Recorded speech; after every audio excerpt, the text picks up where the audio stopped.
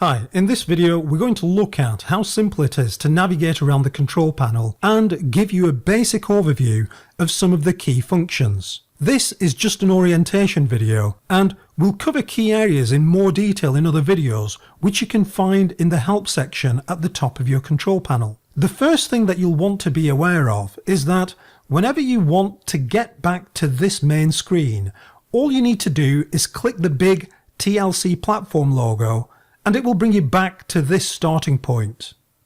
Now you will have noticed that there are 4 big icons that take you to the 4 key different areas dependent on the type of page you want to create. If you want to create a squeeze page, video squeeze page, double opt-in thank you page or download page, you'll click on the icon of the page that you want to create.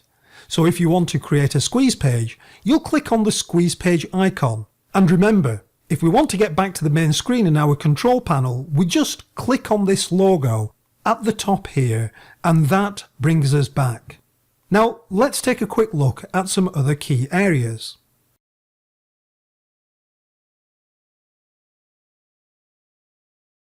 If you want to create a page, you click on the type of page you want to create first. So if we want to create a squeeze page, then we click on the squeeze page icon and then at the top we have a button that says create a squeeze page, and if you click on that, this takes you to the setup screen from where you can choose what you're going to call your page, and the same process holds true for any page you ever create. We'll call this page Squeeze Page Test.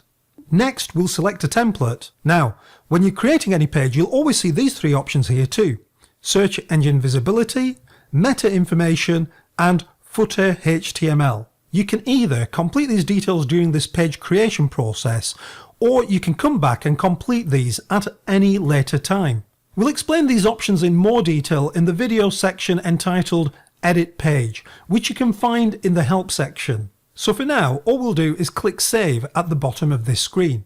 And when we do that, it brings us back to this screen and a number of other choices open up for us too. We'll come back to these in a minute. Right now, however, we'll click the logo to go back to the main screen. You'll see that the process is the same for any page we want to create. So if we click through to Video Squeeze Pages, you'll see a button saying Create a Video Squeeze Page. If we go to the Double Opt-in Thank You page, you'll see a button that says Create a Double Opt-in Thank You page. And if we go to the Download pages, you'll see a button that says Create a Download page. As you can see, the initial process is the same for any type of page you create.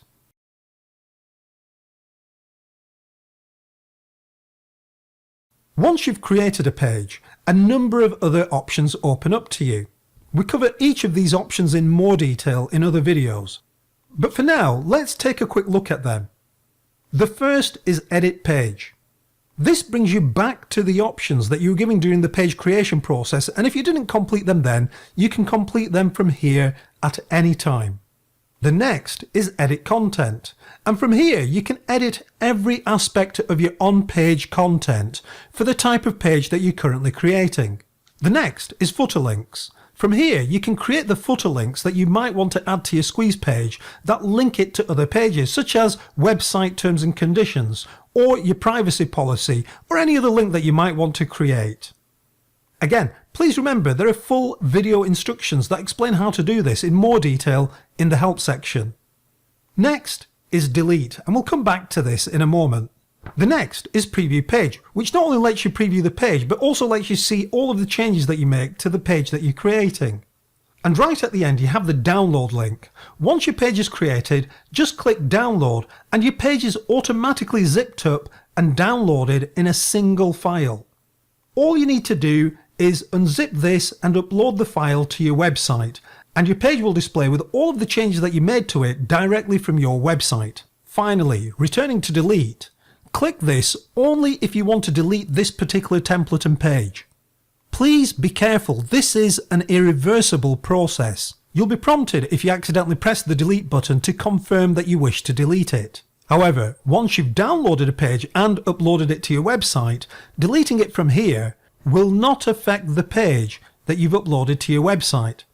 Your uploaded page on your website will still display and work as it should do, even if you delete the page from here. But you will lose the ability to re-edit that page and download an amended version if you need to, so be careful. In other words, you'll have to start right from the beginning and create a new template from scratch.